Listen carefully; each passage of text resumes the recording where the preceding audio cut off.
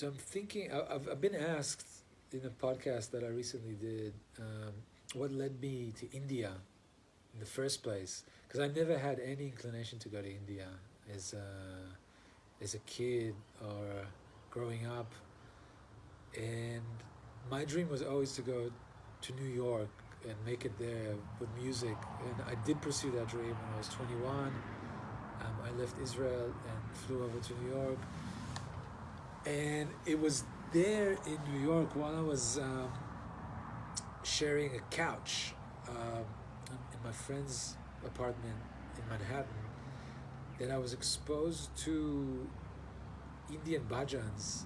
It was a specific tape cassette that my friend, who's been to India many times, used to play before he went to work, and it was a tape of Devi Bhajans, so mantras for the Divine Mother. And there was one chant, J J Ma, that the singer on this tape was chanting. And for me, it all sounded completely, on one hand, new, I've never heard it, but something on a really deep level resonated, which was very mysterious to me. And I was open enough in that age to notice it, so to make a note of it. And that yearning and curiosity that developed as a result of that moment just kept growing and growing. And I followed it until eventually I did make it to India. Over in India, I was exposed to Bhakti, mantra, and kirtan in the most authentic way, like seeing it in the temples or in the streets when people would just spontaneously gather and start chanting. Um, and I still remember this, how much drawn I was to that aspect of J J Ma, the mother, the element of the mother. It was during this trip that I lost my own mother in a car accident in Sydney, and so that had to cut my trip short, obviously. And I went over to Sydney and spent time with my family, and then over to Israel to see that my dad was all right. And eventually I did return to India to complete the journey that I was on. And it's kind of funny because this was 18 years ago, and a couple of weeks ago, on my mom's death anniversary, we launched the new album here in Malam. And it was a very significant day because of her anniversary, because it was the winter solstice here. It was also International Yoga Day. It's kind of like all these elements came together. And on the day, I was definitely experiencing mixed emotions, and kind of dedicated the release of this album to my own mother. Um, and being kind of tender, I realized that we all connect through sorrow. That's the main connection.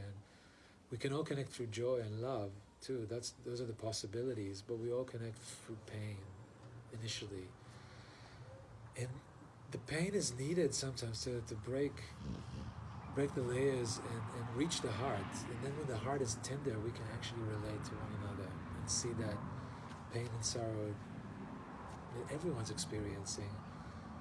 And when I think about my mother, I think about all the mothers in my life, and I bow down to the mothers in my life.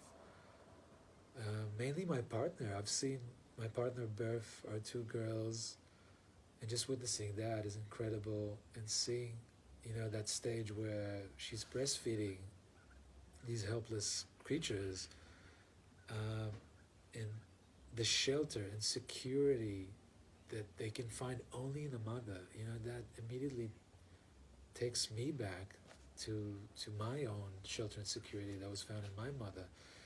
Um, and I think the mother has many faces. It could nurture you like that, but it could easily turn into Kali, with her hideous fangs and bite your head off.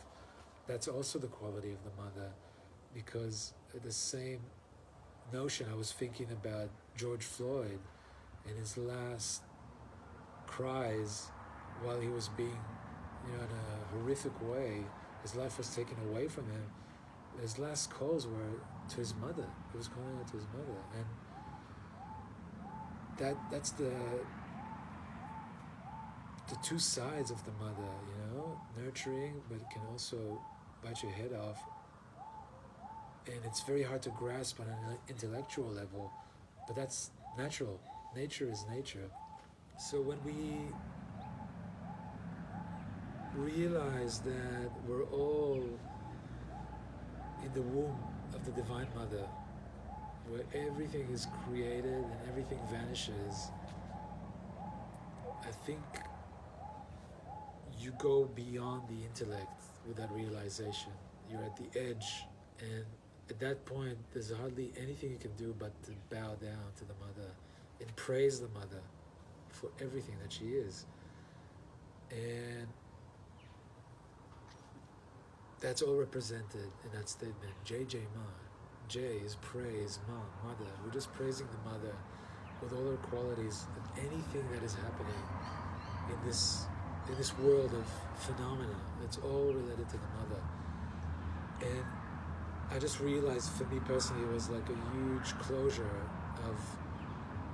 from hearing those 18 years ago or 19 years ago when I was on that couch in Manhattan, hearing those magical chants and how they just touched me so deeply, to the present day where my biological mother is not around, but there's a relationship with the cosmic mother, with the Divine Mother, which